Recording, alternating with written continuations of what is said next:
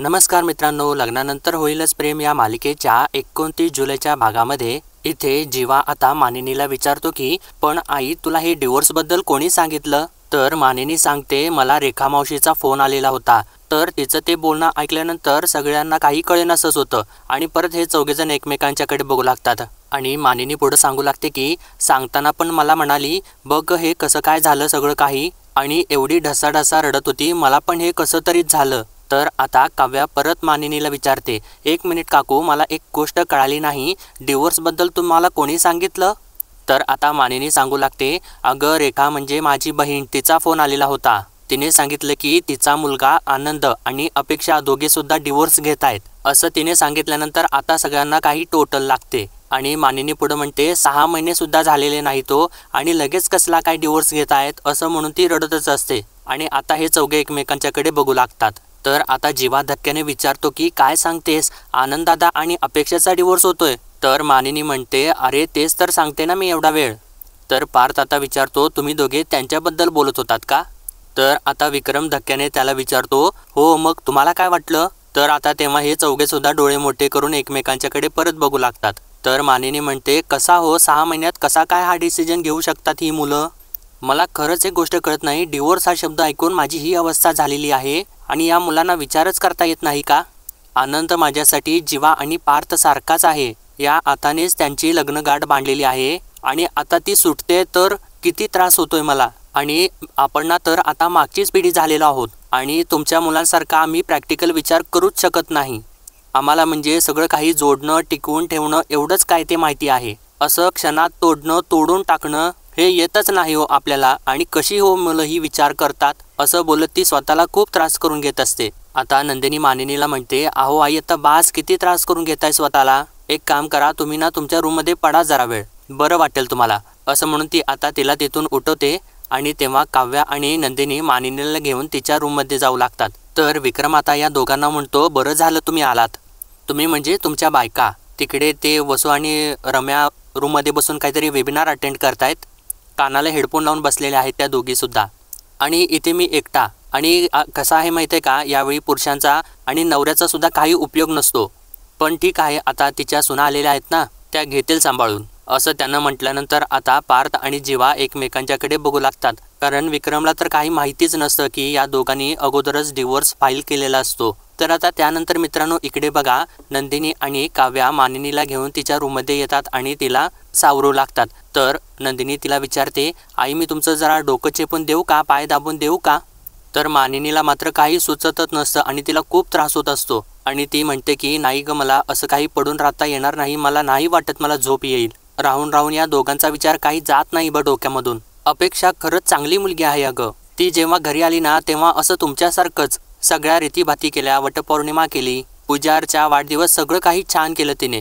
आणि मग आता अचानक काय झालं काय माहिती, वेगळं राहूया म्हणायला लागली आणि ते काही आमच्या आनंदाला पटेना. मग दोघांच्या मध्ये भांडणाला सुरुवात झाली. तरी सुद्धा माझी बहीण म्हणाली या दोघांना की काही हरकत नाही, तुम्हाला वेगळं राहायचं असेल तर वेगळं राहा. पण हा आनंद पट्ट्या काही केल्या ऐकायलाच तयार नाही, त्याला एकत्रच राहायचं होतं. पण ही चिडली, मग माहेरी निघून गेली. थोडे दिवस राहिली मग अचानक तिने डिवोर्सचे पेपरच पाठवले आणि हा पण घरी सांगायचं ना घरच्यांना, पण नाही, याने सुद्धा काहीच सांगितलं नाही. परस्पर सही केली आणि पाठवून दिले पेपर्स, असं ती सांगत असताना या दोघींना सुद्धा धक्के बसत असतात. तर मानिनी पुढं म्हणते तुम्ही मुलं पण ना समोरच असता आमच्या, पण तुमच्या मनात काय चालू असतं ना याचा टांग लागू देत नाही तुम्ही. आणि त्यानंतर ती त्या दोघींचा हात आपल्या हातात घेते आणि म्हणते तुम्ही दोघी खरंच खूप गुणी आहात.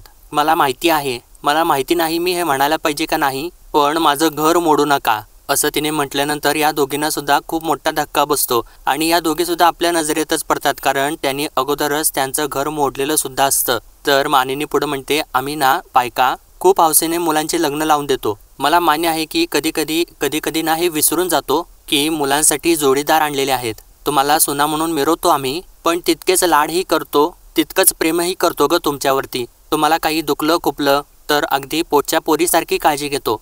तुम्हाला खरंच सांगते आम्ही काही आयुष्यभर पुरणार नाही आहोत तुम्हाला. आमच्या मुलांना तुमच्यावरती सोपवलेलं आहे, त्यांना जपा, असं ती आता काव्याकडे बघून बोलते. आणि परत नंदिनीला म्हणते त्यांची बायको आहातच, त्यांची मैत्रीण व्हा, आई व्हा, आणि माझं घर प्लीज मोडू नका असं ती आता रडत रडतच त्या दोघींच्या बरोबर बोलू लागते। आणि हे घर मोडू नका प्लीज असं म्हणून ती खूपच जोराने रडू लागते आणि परत काव्याला विचारते, एवढं कराल ना माझ्यासाठी? आणि त्यानंतर ती नंदिनीकडे सुद्धा बघते, तर तेव्हा नंदिनी हो सुद्धा म्हणू शकत नसते आणि आता मानिनी म्हणते, हो तुम्ही कराल, मला माहिती आहे तुम्ही खूप गुणी आहात, हा असा अविचार तुमच्या मनातही येणार नाही याची मला पूर्ण खात्री आहे। आणि मी हे खरंच मनापासून सांगते, मला तुम्ही मुलीसारख्याच आहात, तुमच्या नवऱ्यांचं सोडा एक वेळ, पण या तुमच्या आईला सोडून जाऊ नका हा, असं त्या दोघींना सुद्धा ती सांगत असते। आणि त्यानंतर त्या दोघींना सुद्धा ती आपल्या अगदी मुलींच्या प्रमाणे जवळ घेते आणि तेव्हा सुद्धा ती रडतच असते। तर आता मित्रांनो इकडे बाहेर जीवा विक्रमला म्हणतो, आईने खूपच मनाला लावून घेतलेला आहे ना? तर पार्थ म्हणतो, आनंद दादा आईला मुलासारखाच आहे। तर विक्रम म्हणतो, हो बरोबर आहे, आणि कुठल्या आईला आपल्या मुलाचा डिवोर्स झालेला आवडेल? असं त्यांना म्हटल्यानंतर आता या दोघांना सुद्धा इकडे धक्का बसतो। तर आता जेव्हा म्हणतो, पण नंदिनी म्हणाली तसं डिवोर्सची कारणं ज्याचं त्यालाच कळतात। तर विक्रम म्हणतो, तसं नाही रे, नवरा दारू पितो, बायकोला मारहाण करतो, सासरची मारहाण करतायत, किंवा नवरा बायकोपैकी दुसरं कोणाशी तरी अफेअर आहे, अशा कारणासाठी डिवोर्स घेतला तर ठीक आहे रे, पण जी कारणं बोलून मिटवण्यासारखी असतात ना, त्यासाठी कोर्टाची पायरी कशासाठी चढायची? असं तो आता त्या दोघांच्याकडे बघूनच बोलतो। तर तेव्हा आता ते दोघे सुद्धा आपल्या नजरा चोरून घेतात। तर पार्थ म्हणतो की पण बाबा, नवरा बायकोपैकी एकाला जर या संसारात अडकल्यासारखं वाटत असेल तर दुसऱ्यानं त्याला अडकवून ठेवण्यात काय अर्थ आहे ना? तर विक्रम त्याला म्हणतो, बरोबर आहे तुझं, अगदी बरोबर आहे, अरे पण अडकून ठेवल्यासारखं केव्हा वाटतं? जेव्हा कोणा एकाचं मन दुसऱ्या कोणातरी गुंतलेलं असतं, किंवा त्या एकाला नवरा बायकोचं काही केल्या नातं ॲक्सेप्ट करायचंच नसतं। तर पार्थ आता विचारतो, मग अशा वेळेस काय करायचं? म्हणजे समोरच्याची जर संसार करायची इच्छा नसताना बांधून ठेवायचं का त्याला जनावरासारखं दावणीला? तर तेव्हा विक्रम म्हणतो, नाही अजिबात नाही, तसं करण्यात काही अर्थच नाही, पण मी म्हणतो अशा वेळी घरातल्या वडीलधाऱ्या माणसांशी बोलावं, त्यातून काही मार्ग निघतो का ते बघावं, पण परस्पर निर्णय अजिबात घेऊ नये, कारण असंही होऊ शकतं ना की आपल्या वडीलधाऱ्यांचा एखादा सल्ला किंवा एखादं वाक्य सुद्धा त्या कोणा एका माणसाला विचार करायला भाग पाडू शकतं ना। आणि पुढे म्हणतो की अरे पार्थ जीवा, मी एखाद्या टिपिकल बापासारखं बोलतोय असं अजिबात समजू नका, पण खरंच सांगतो काही गोष्टींच्या मध्ये आमची पिढी आणि तुमची पिढी यामध्ये फार फरक आहे। नातं कसं टिकवता येईल, कसं टक धरून राहील याचा फारसा तुम्ही विचारच करत नाही, त्यावर तुम्ही जोर सुद्धा देत नाही, उलट एकमेकांना त्रास व्हायला लागला की लगेचच सोडून द्यायला बघता।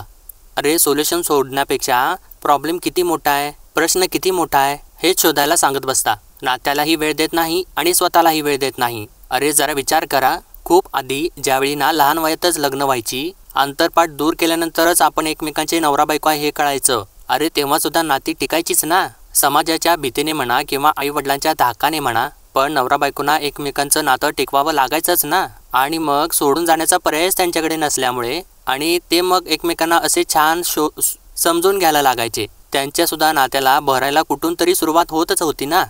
प्रत्येक नात्याला ना छान फुलण्यासाठी त्याचा वेळ द्यावाच लागतो, जरा पालवी फुटू द्यावी अरे, आणि मनात आलं म्हणून लगेचच खोडून टाकण्यात काय अर्थ आहे? तर आता पार्थ विचारतो, पण हे दोन्ही बाजूने वाटायला हवं ना पापा?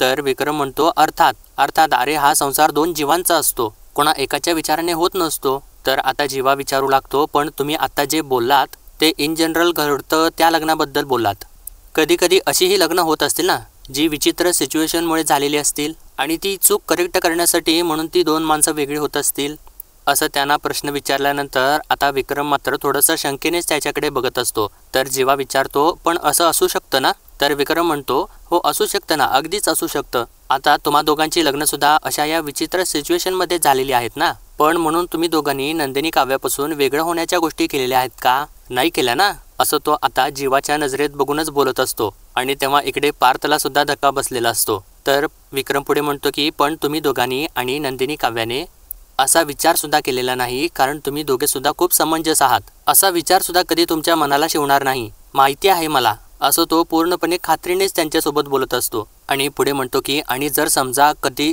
चुकून शिवलाच तर या तुमच्या मित्राशी बिनधास्त येऊन बोला, पण परस्पर निर्णय अजिबात घेऊ नका प्लीज, कारण लग्न फक्त दोन जीवांचं जरी होत असलं ना तरी सुद्धा इमोशन्स अख्ख्या फॅमिलीचे जुळले गेलेले असतात। काय आहे ना जीवा पार्थ, प्रत्येक माणसामध्ये काही ना काहीतरी अवगुण असतातच रे, पण त्याबरोबर चांगले गुण सुद्धा असतात, पण आपल्या माणसामध्ये जे काही चांगलं आहे ते माणूस आपल्या हातामधून निसटून गेल्यानंतर कळतं, पण तोपर्यंत फार उशीर झालेला असतो, असं तो सर्व काही बोलत असतो. इतक्यातच त्याचा फोन वाजू लागतो. तर तेव्हा विक्रम आपला फोन उचलतो आणि बोलत बोलत तिथून बाजूला निघून जातो. तर आता पार्थ आणि जीवा मनातल्या मनात विचार करू लागतात, कारण त्यांना तर फार मोठा धक्का बसलेला असतो. तर आता त्यानंतर खोलीमध्ये आल्यानंतर नंदिनी सुद्धा विचार करत इकडे तिकडे फिरत असते. इतक्यातच जीवा तिथं येतो आणि इकडे सुद्धा काव्या विचार करत करत खोलीतच फिरत असते आणि इकडे सुद्धा इतक्यातच पार्थ खोलीमध्ये येतो. आणि आता इकडे जीवा दरवाजा बंद करतो आणि इकडे पार्थ सुद्धा दरवाजा बंद करतो आणि एकदमच हे दोघे सुद्धा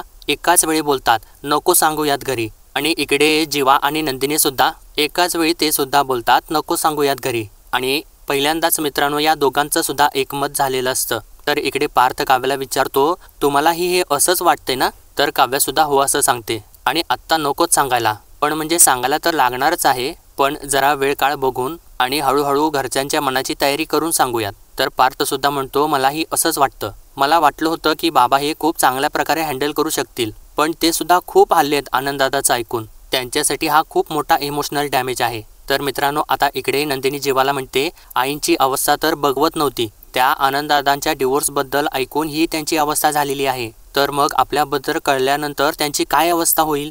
तर जीवा म्हणतो, एक्झॅक्टली मला सुद्धा मगाशी हीच भीती वाटली होती. तर नंदिनी म्हणते, मलाही. आणि म्हणते की खरं तर मीच म्हणत होते की आपण आत्ताच्या आत्ता घरी सांगूयात, पण नको, आपण घाई नको करायला, थोडे दिवस जाऊ देत. असं म्हणून ती आता आवरावर करायसाठी जात असते. तर तेव्हा जीवा सुद्धा ओके म्हणतो आणि आपल्या हातामधला टॉवेल बेडवरती फेकून देतो. तर आता नंदिनी त्याच्यावरती जोराने चिडते आणि म्हणते की अरे हे काय आहे, पसारा घालायला सुरुवात केली, पसारेवाला कुठला?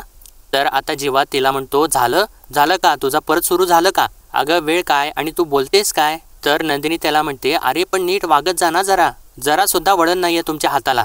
तर आता जीवा तिच्यावरती ओरडू लागतो, म्हणतो 6 महिने आहेस ना माझ्या डोक्यावरती, मग तूच लाव वळण आणि जा मग चकाचक बाई. तर नंदिनी आता त्याला म्हणते, म्हणजे काय 6 महिने आता तुमचा पसाराच आवरत बसू का मी? तर जीवा तिला म्हणतो, तुला कोणी सांगितले माझा पसारा आवरायला? तर नंदिनी म्हणते, मग कोण आवरणार आहे?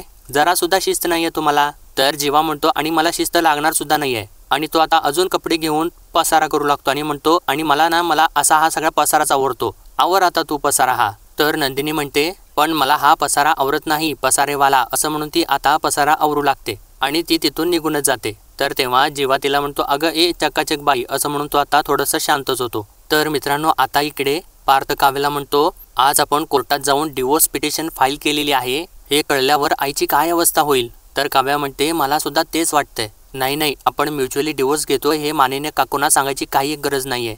तर पार्थ म्हणतो, पण कधी ना कधीतरी हे सांगावं तर लागणारच आहे ना. प्रश्न हा आहे की त्यांना हे सांगायचं कसं?